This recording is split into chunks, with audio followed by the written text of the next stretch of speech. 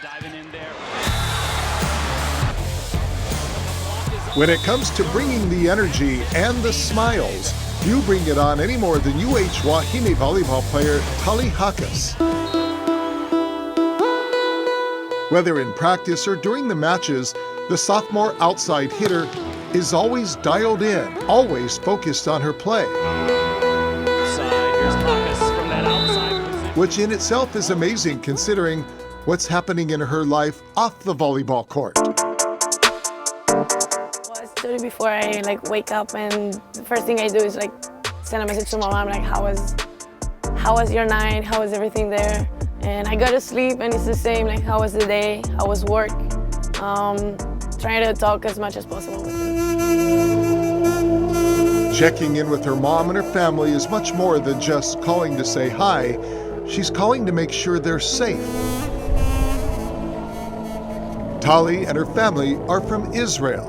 Sadly, war is part of their life, but what happened on October 7th of last year ignited a new and violent chapter in Israel's existence. I won't forget that night. It was Friday night because it was Saturday morning there, and we were getting ready to come and play. And I always get a text my mom, she goes good luck in the game, and she was the sirens are going out, something's not good here. Israel was under attack. Hamas terrorists killed nearly 1,200 people, wounded more than 5,000 others, and more than 250 people taken hostage. And Tali had little choice but to suit up and put on her game face. I'm okay, Mom, I gotta go to play and then come back, and everything just exploded after that game. And I think the day after that we had another game, that was the real one. And a year later, the missiles are still falling and the sirens still sounding. And still going, and now they're going in the center too. Where is my family at? So it got messy again. But despite everything happening around her, Tali chose to play for the Israeli national team this summer and then returned to Hawaii just as the season was beginning. All of it with Coach Robin Amo's blessing. I explained to her how much that meant to me, especially during these times. So I remember the first game we played with the national team, and we were holding hands, singing the anthem, and I was crying. It meant so much representing the country in those times that I afterwards sent a message to the coaches thank you for the opportunity you guys gave me to play. Here's Lang outside. For top athletes, the ability to compartmentalize what's happening on the court or playing field and what's happening off it is often what separates the good from the great.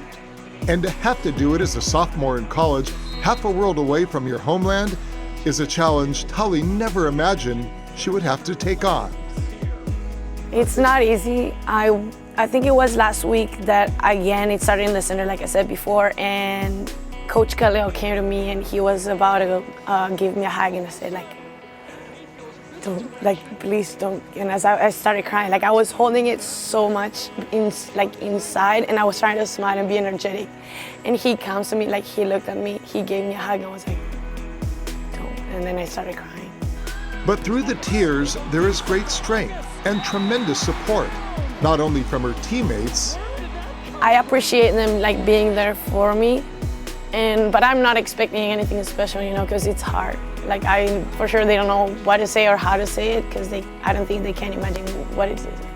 But also great support from her fans, some of those who cheer on Tali, waving the Israeli flag. I have that spot with the flag every time in front of my eyes, and it's just so nice.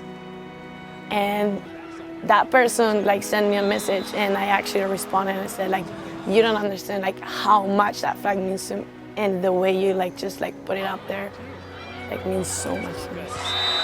Like all Israeli citizens, Tali served her country. Israeli law requires all male and female citizens to serve in the military from 24 to 32 months.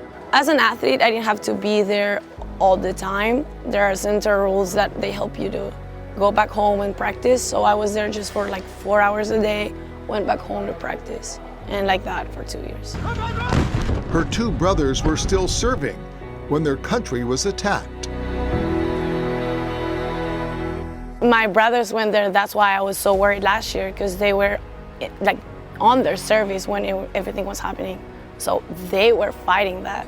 Any minute You could have been called to war. I remember one time that I had to stay the night just in case. So everyone has to be there for, in case. So I spent the night there, and then, but you gotta be ready.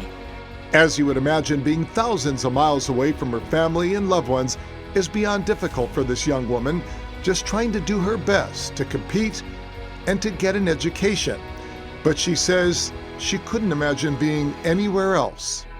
I don't think so. I've been watching the news around other campuses and other schools, and I don't think I want to be anywhere else right now.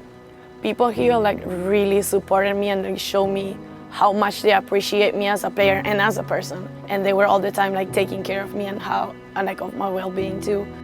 That sense of place and that spirit of aloha she feels here in the islands, she only wishes she could package it up and spread it throughout the entire Middle East. But for now, she says, her focus needs to remain on volleyball, even though a huge piece of her heart will always be half a world away. I don't know, I just think that volleyball is the place where I can just okay, it's 2 to 4 hours that you just here, you do you. It's something that I love, I enjoy it, and so I come here,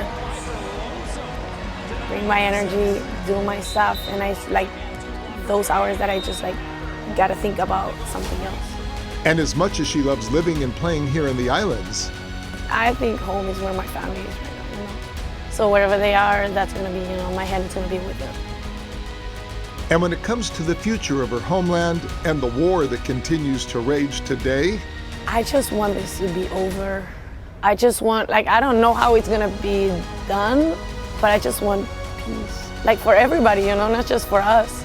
I just for everybody. I don't know how it's gonna happen or when or where. I just want peace.